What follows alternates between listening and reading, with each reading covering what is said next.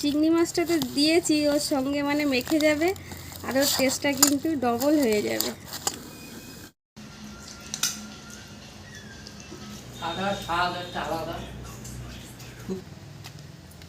নমস্কার, আমার চ্যানেলের সব বন্ধুকে জানাই আমার আন্তরিক ভালোবাসা। আজকে কিন্তু একদম বাজার করা ব্যাগ নিয়ে চলে যাচ্ছি খোলাপোতায়। আমাদের ওখানকার বড় হচ্ছে মাছের বাজার, ওখানেই বাজার করবো। চলুন তাহলে।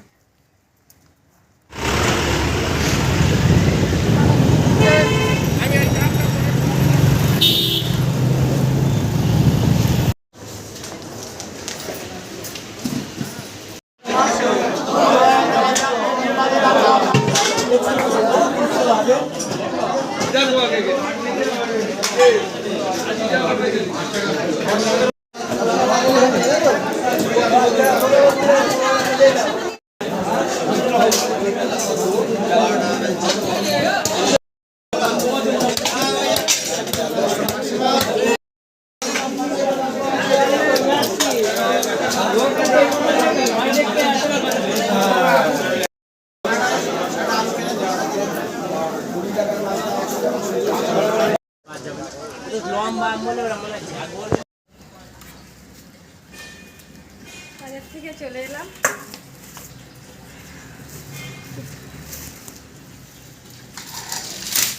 বন্ধুরা, বাজার থেকে কি নিয়ে এলাম দেখুন।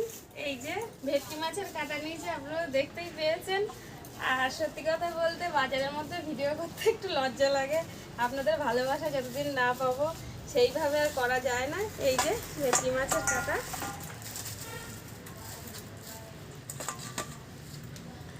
তেলটা দেখুন শুধু। আর আছে অল্প চিংড়ি, এই যে মোচা দিয়ে রান্না হবে। আর ভেটকি মাছের কাটা কিন্তু আজকে কলা দিয়ে রান্না হবে। সবসময় ভেটকি মাছের কাটা হচ্ছে তেলাক্ত জিনিস, একটু কোনো হালকা জিনিস দিয়ে রান্না করলে সেটা কিন্তু ভালো লাগে। আর হালকাভাবে কলা দিয়ে রান্না হবে।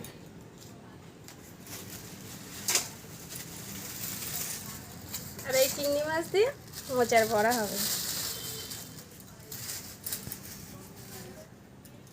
মাথায় যে আঁশগুলো আছে এগুলো কিন্তু ছাড়িয়ে নিচ্ছি।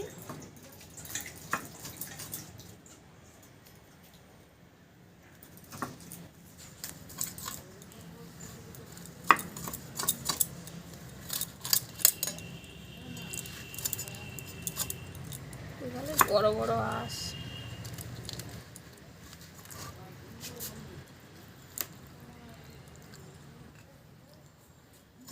পুরোটা মাছ ঠিক কাটতে পারে না।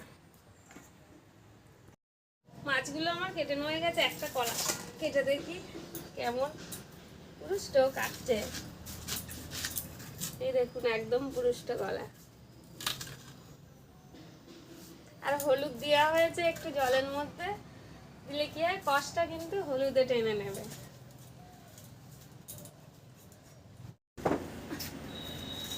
মাছগুলো আমি ধুয়ে দেবো।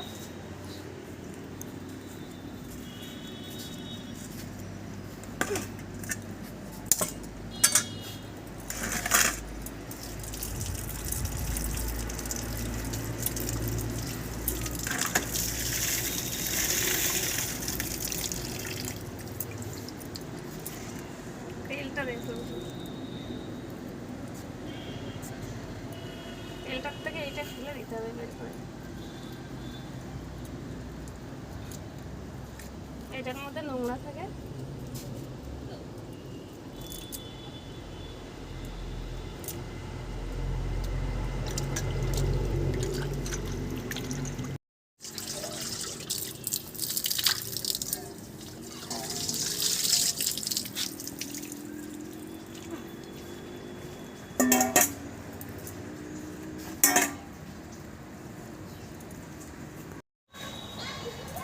ধরিয়ে কিন্তু আমি একটু গরম জল করে নিলাম কলার তরকারির জন্য।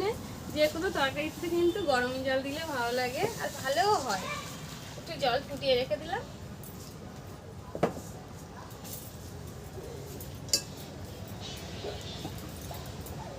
এবার আমি মাছে লবণ হলুদ দিয়ে নেব।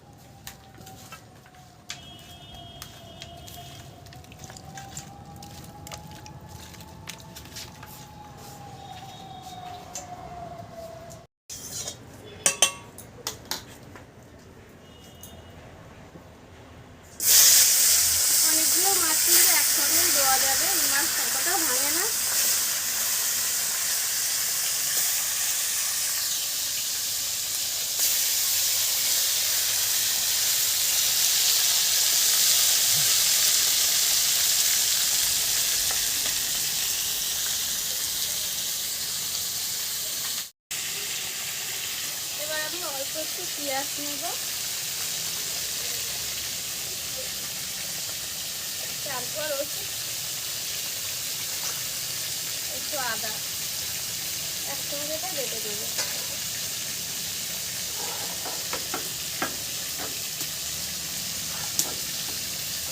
কিন্তু একসঙ্গে দেখুন উল্টে দিচ্ছি, একটাও কিন্তু ভাঙবে না।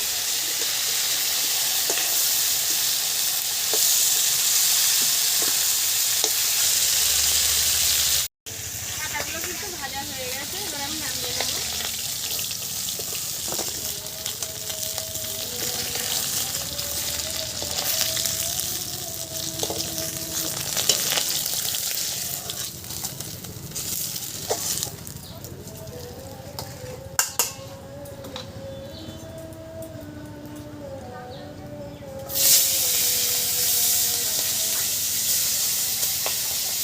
তেলটাও দিয়ে দিই, তেল বেরিয়ে যাবে।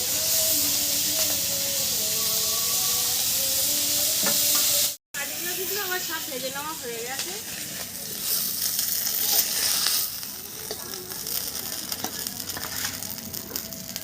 আবার একটু তেল দেবো অল্প,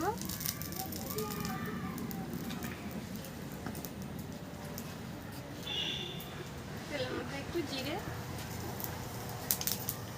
শুকনো লঙ্কা, তেজপাতা,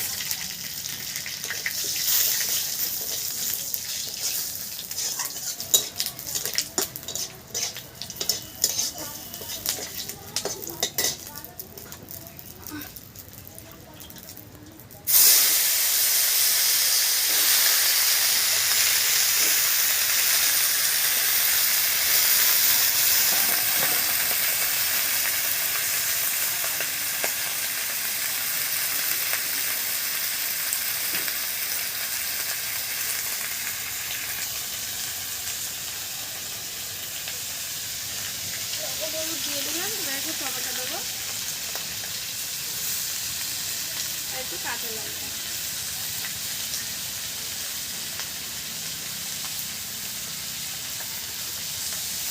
একসঙ্গে এটা এবার একটু কষে নিই।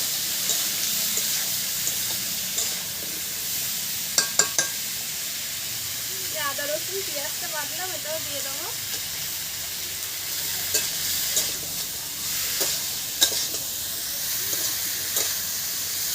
খাবারটা কিন্তু আমার কষে নেওয়া হয়ে গেছে, এবার আমি গরম জল দেবো।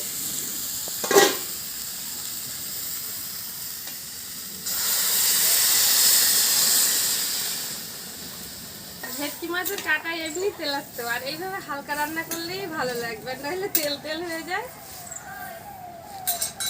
এবার একটু ঢাকা দিই।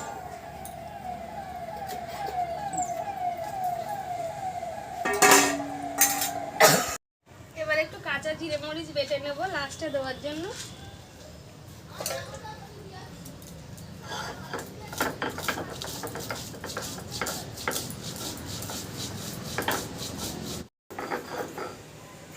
ঢাকাটা আমি খুলছি, আর ঝোলটা কিন্তু ফুটে গেছে।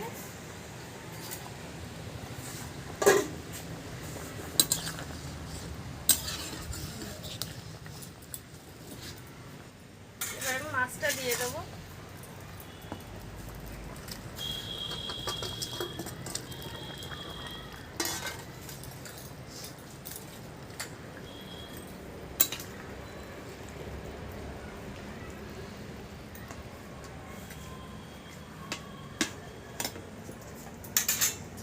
এবার জিরে মরিচ বাটলাম ওটাও দেবো।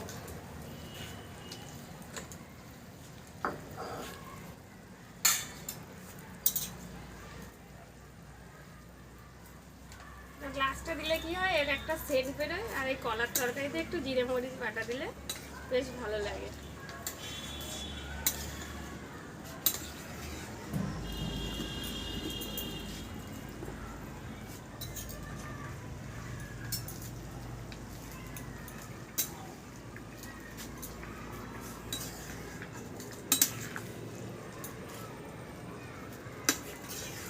এবার একটু ফুটুক।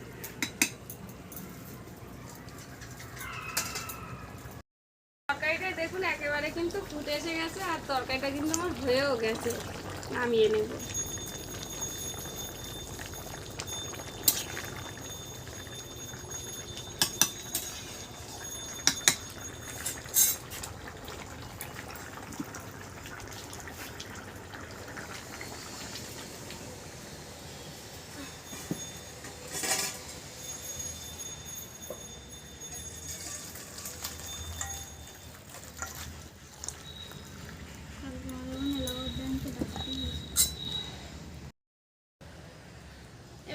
মোচার চপটা করে নেব। একটুখানি মোচাটা সিদ্ধ করে নিচ্ছি।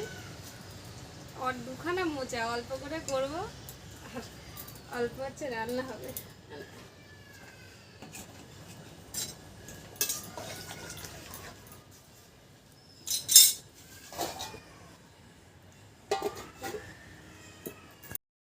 চপের জন্য কিন্তু আমি চাল ভিজিয়ে রেখেছিলাম সকালবেলা।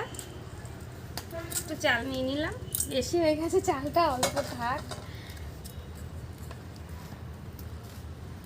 কটা কাঁচা লঙ্কা নেব, ককুয়া রসুন, একটু আদা, টমেটোটা পড়ে যাচ্ছে এর মধ্যে, পেঁয়াজ,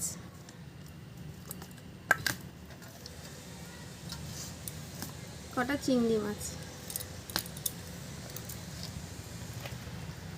লবণ, হলুদ। একসঙ্গে কিন্তু এটা পুরো মশলাটা আমি বেটে নেব। দুটো একটা মরিচ,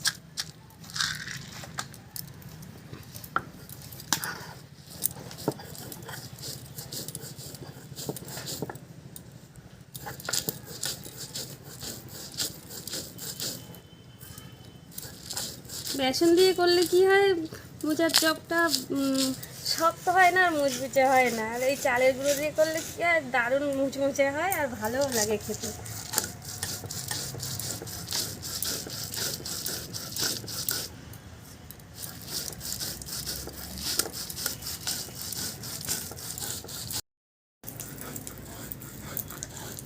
আমি কিন্তু এতে কোনো রকম জল দেইনি, সবটাই শুকনো একদম। কিন্তু এ দেখুন জল জল হয়ে গেছে।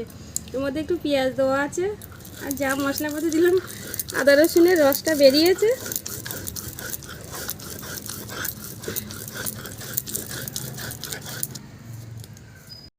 এদিকে কিন্তু মোচাটা আমার সিদ্ধ হয়ে গেছে, নামিয়ে নেব।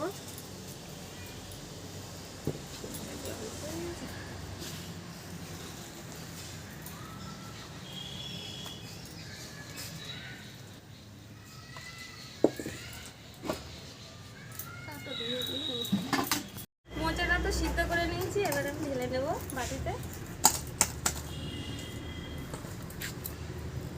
আর এই মশলায় তো সব কিছু দেওয়াই আছে আমার, কোনো রকম কিছু লাগবে না। একসঙ্গে এটা ভালো করে মেখে নেব।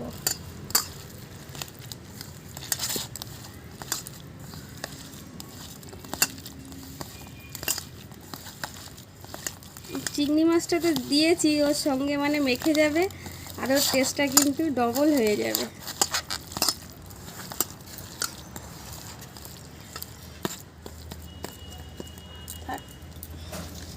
মেখে নেওয়া হয়ে গেছে, এবার আমি সাদা তেল দিয়ে দেবো।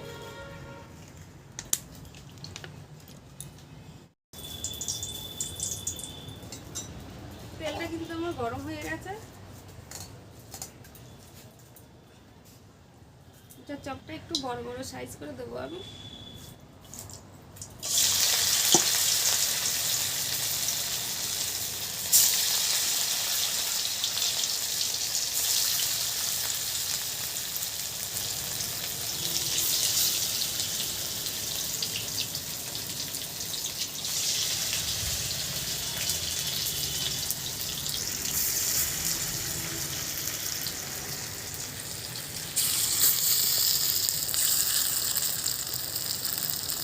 মাছ দিয়ে মোচার বড়াগুলো কিন্তু হয়ে গেছে,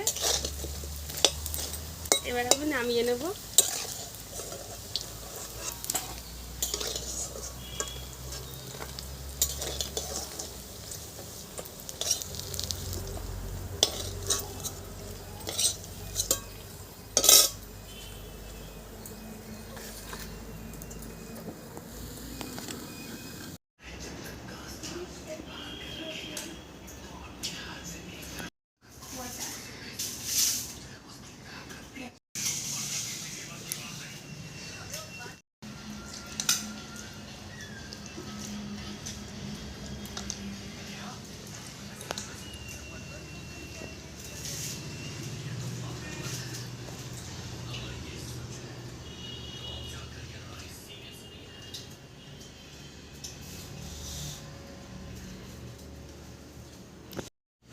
সাদা স্বাদ একটা আলাদা। খুব সুন্দর হয়েছে। আহ, খুব সুন্দর। তো আজকের মতন এই পর্যন্ত।